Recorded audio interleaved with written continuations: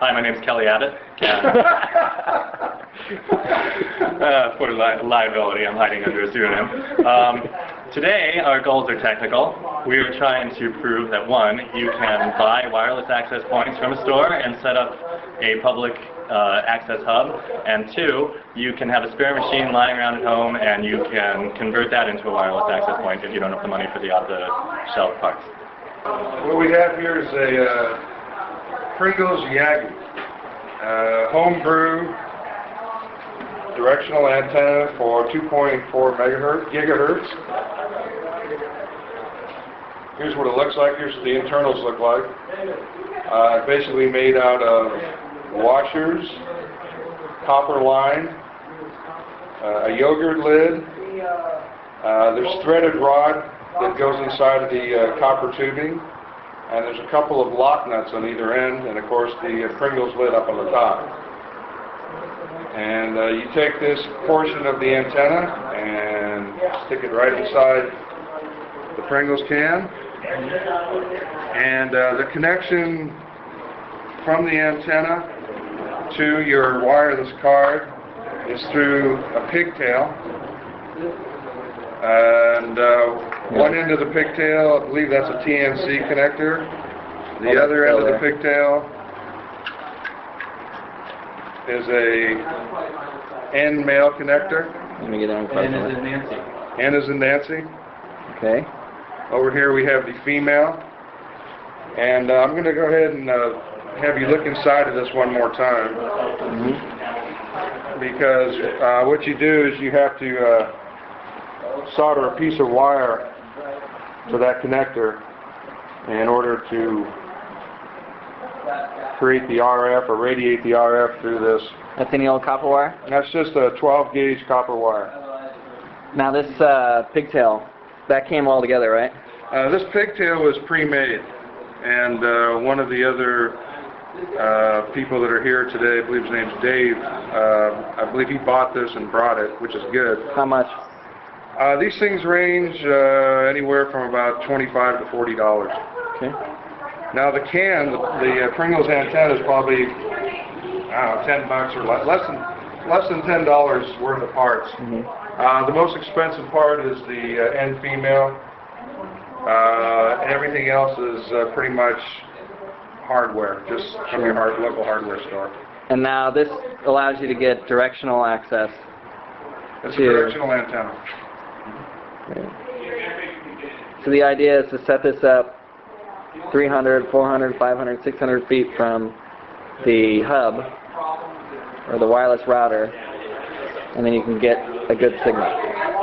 Well, we tested it. I'm not sure the distance that we tested it at, but we did find that it works, which is good news.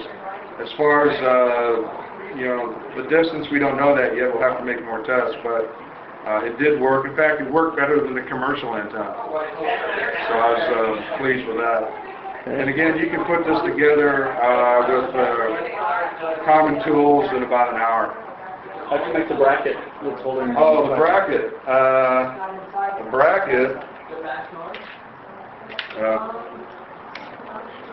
The bracket is a clamp, and I attached it to a nut. You soldered it? No, actually I used a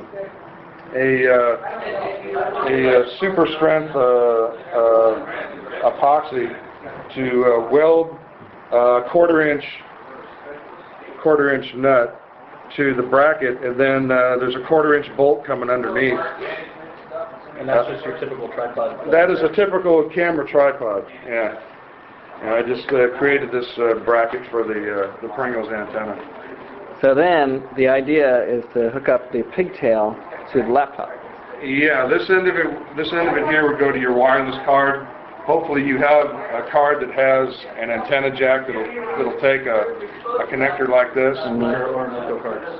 Yeah, Orinoco cards should have this type of jack. Many cards don't. You can hack out of and put in your own connector, but I'd recommend against doing that. I'd recommend getting a card that already has a jack, and then all you need is to get yourself a pigtail and get an antenna. And you can attach the antenna to either your access point or your laptop. Yeah. So you can have directional access from your access point You out. could actually or have two of these. You could have two of these and probably have some pretty good distance. Sure. Okay? Well, let's So, back up for just a second. yeah. You had the hot glue for the connector The here. hot glue is holding the end female onto the. And you just drill a hole through there with. I didn't. I just punched a hole with an awl. Okay. And then solder gun. An awl? You used an awl for it? Yeah. Isn't that what you stoke the fire with? Sure. Pizza? Sure. Any preferences? It's a JB weld. JB? JB weld. What is that? It's what the epoxy is. It's called JB weld. And where's the epoxy? Right here. It's on the nut. It's I JB welded the nut to this clamp, and then the nut screws onto the bolt coming through the tripod. Okay. And then that's It's just. a quarter 20. Is that just caulking around the female bolt there? That is hot glue. Okay. Any other low tech Low tech. stuff that you use? That's pretty much it. Okay. I just built it. I can follow instructions. But I came up with a couple of my own twists. They used, in their version, they used another Pringles lid here. Mm-hmm. But I wanted to save my Pringles lids for the top. So I just found this yogurt lid here. And then they used aluminum, but I thought I'd try copper out. And the next one I'm going to build, I'm going to use aluminum to see if there's a difference. Now, this middle plastic lid is just to keep it stable while it's in there, right? So it doesn't bend all the way down. Nestor, take it easy. Yeah, that's probably part of it. Yeah. I think that's probably all of it. And then what are these extra washers for? These are quarter wavelength sections of tubing. So You mean? The washers are reflectors. yeah. They're what move the signal back to the connector. Yeah, up front. Move it out front. So they're a quarter of the wavelength? Very good. I believe so, yeah. So you had to be pretty precise when you made these? I was precise. What's the distance? I can get you that information later, but I don't remember. But the other thing is I used a tubing cutter to cut the pipe, not a hacksaw. How come? The hacksaw, you probably deform it. So with a tubing cutter designed just for precise cuts. I can use some tuning to keep better for me. Yeah.